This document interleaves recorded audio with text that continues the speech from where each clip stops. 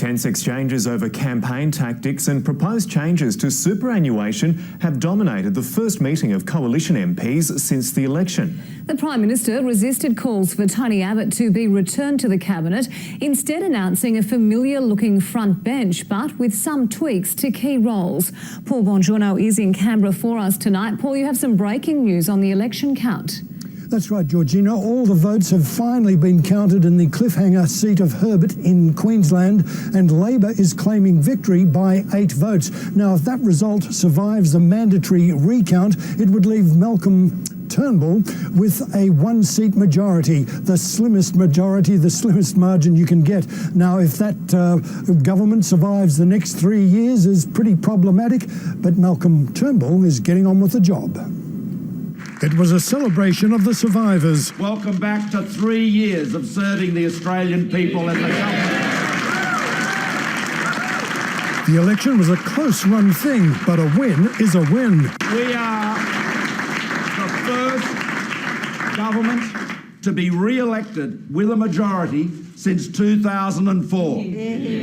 There'll be a full review of the Liberals' performance, a special panel to be appointed for the post-mortem. There are things we could have done better during the campaign with the way we communicated. Liberals campaign director Tony Nutt gave a lengthy please explain on what went wrong. Not much in the campaign, if you could believe him, was the reaction of one MP.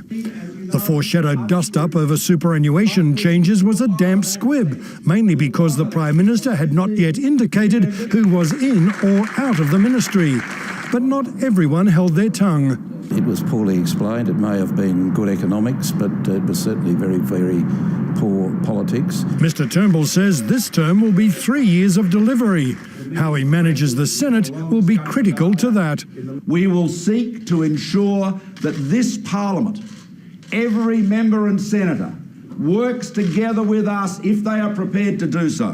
The Prime Minister gave little away on any super changes when he unveiled his cabinet shake-up, except to insist they wouldn't be at the expense of repairing the budget bottom line. No one was given the boot. The biggest new job is for Christopher Pyne, now Defence Industry Minister. Greg Hunt, after 10 years, moves from Environment to Industry and Innovation. National Senator Matt Canavan goes into Cabinet, while Josh Frydenberg gets the Environment added to his energy duties. The politics of climate change sure to get stormy in this term. The second Turnbull ministry will be sworn in tomorrow, but the Parliament won't sit for another 6 weeks. It's due back on August the 30th. Everybody's hoping the Senate vote will be finalised by then. Thank you, Paul Bongiorno in Canberra.